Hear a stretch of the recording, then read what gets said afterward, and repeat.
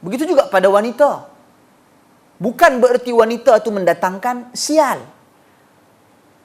Tetapi di sisi wanita itu ada pelbagai perkara-perkara fitnah yang menghampiri dia. Cara pemakaian dia, cara kehidupan dia, cara dia bercakap. Sebab itu bila Nabi SAW menceritakan tentang wanita, ramainya wanita ni menjadi ahli neraka. Wanita-wanita bertanya kepada Nabi, ya Rasulullah, kenapa kami ramai jadi ahli neraka? Kata Nabi, tukthirna la'n. Sebab kamu ni, hampa ni banyak sangat melaknat. Melaknat. Dia popek-popek tu satu hal lah. Tapi bukanlah semua popek-popek. Maksud saya ni, yang dijelaskan di dalam hadis Nabi, tukthirna la'na, dia macam sentiasa tak berpuas hati. Bukan semua wanita, tapi Nabi habaq kebanyakan wanita. Sebab tu lelaki dia kurang bercakap. Lelaki dia kurang bercakap. Tapi kalau lelaki banyak bercakap tu kata hang ni sebuah betina. Pasal apa? Pasal dia banyak bercakap. Kalau bercakap, lelaki bercakap. Sebab perempuan memang fitrah dia banyak cakap.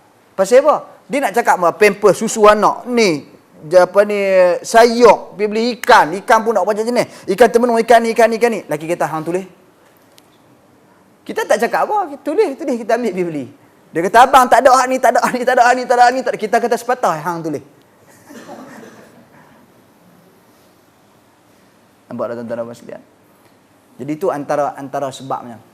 Dan ini bukan bererti Nabi SAW merendah-rendahkan wanita. Tetapi wanita ini terdedah dengan fitnah sedemikian rupa. Sebab tu lelaki, Nabi SAW meletakkan kedudukan lelaki itu sebagai pemimpin. Yang menguruskan adalah para wanita. Sebab tu kata Nabi dalam hadis, wanita-wanita itu ra'iyatun fi baitiha. Dia adalah merupakan pengurus bagi rumah tangganya. Dia nak tentukan tirai warna apa. Duk bertengkar dengan bini kita, tirai aku nak tirai ni. Siapa ada rumah bini tanya? Nampak? Nak tentukan kapek warna apa, cushion warna apa. Lelaki kita ada nak apa ribu lagi? 15,000. 15,000 beli tirai saja. Clearkan tirai satu rumah. Siapa yang nak pilih tirai warna apa, cadar bilik warna apa, bantai jenis apa, sale masa bila, kita tak fikir lah. Bagi duit, jalan beli. Jadi itu adalah cara Nabi SAW berurusan. Tuan-tuan dan puan sekalian, kita cerita bab apa tadi yang keluar pergi masuk. Sial. Terlupa. Cerita sial tadi. Jadi yang diertikan dengan sial bagi wanita, terdedahnya wanita kepada fitnah-fitnah seperti itu. Satu contoh saya nak bagi. Nabi Ibrahim alaihissalam. Nabi Ibrahim setelah Allah Subhanahu wa taala perintahkan dia meninggalkan isterinya Hajar dan juga Ismail di Mekah. Tinggal. Kemudian setelah Nabi Ismail pun besar, setelah Nabi Ismail kahwin, dia datang menziarahi anak dia Ismail. Bila Ismail ni, dia satu hari Ismail keluar daripada rumah, Ibrahim datang. Ayah dia mai. Si isteri Nabi Ismail ni tak pernah mengenali Nabi Ibrahim. Tak tahu. Jadi Nabi Ibrahim berketuk pintu rumah. Dia buka. Nabi Ibrahim minta izin, kata boleh tak aku masuk ni? Nak minum air sikit.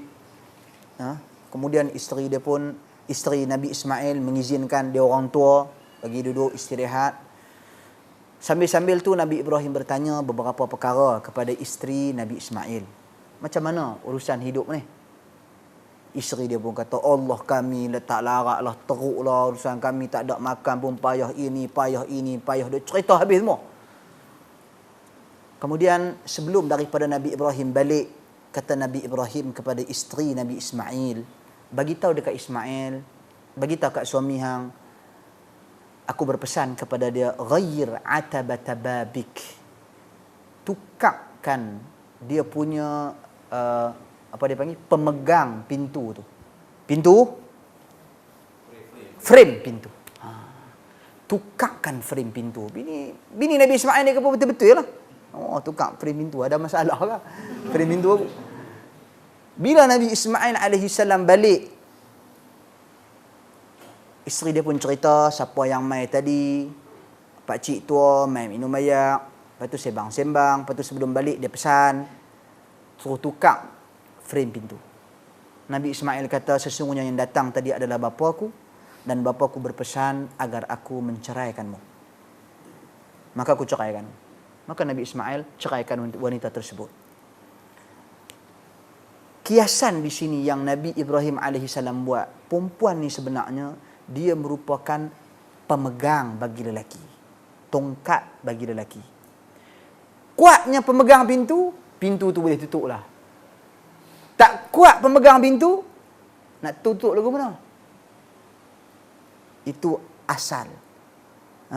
Asal kuasa wanita yang dijelaskan oleh Nabi Ibrahim alaihissalam.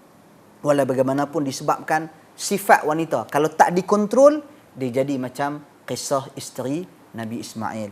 Dan dia juga akan jadi seperti yang diceritakan oleh Nabi SAW, ramai daripada kalangan mereka akan menjadi ahli neraka. Jadi berbalik kita kepada sial tadi ni. Jadi sial pada wanita maksud dia macam tu. Adapun sial pada furs ataupun fars, kuda. Kenapa Nabi sebut kuda? Kerana suatu ketika dahulu kuda merupakan kenderaan yang paling hebat. Bila orang kata naik kuda ni nampak gagah, perkasa. Jadi dibimbangi padanya ada kesialan. Kenapa sial? Kerana takut-takut saat lagi main riak dan sombong. Main kuda ni, ingat dalam peristiwa kisah Nabi Sulaiman alaihi salam, sampai lupa salat.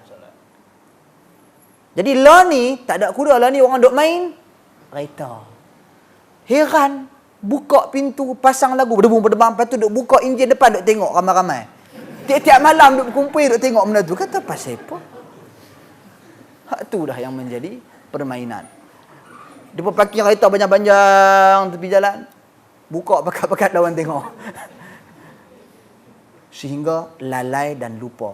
Ini kesialan. Kesialan tersebut menimpa manusia itu sendiri. Dia makin jauh daripada Allah Subhanahu Wa Taala, jauh daripada ibadat yang sewajarnya, yang wajib dia laksanakan. Salat dan sebagainya. Wallahu alam. Jadi kata Abdullah ibn Mas'ud radhiyallahu anhu, al-iqtisadu fi sunnah khairun min al-ijtihad fil bid'ah. Iaitu bersederhana dalam melaksanakan as-sunnah lebih baik daripada bersungguh-sungguh dalam melaksanakan bid'ah.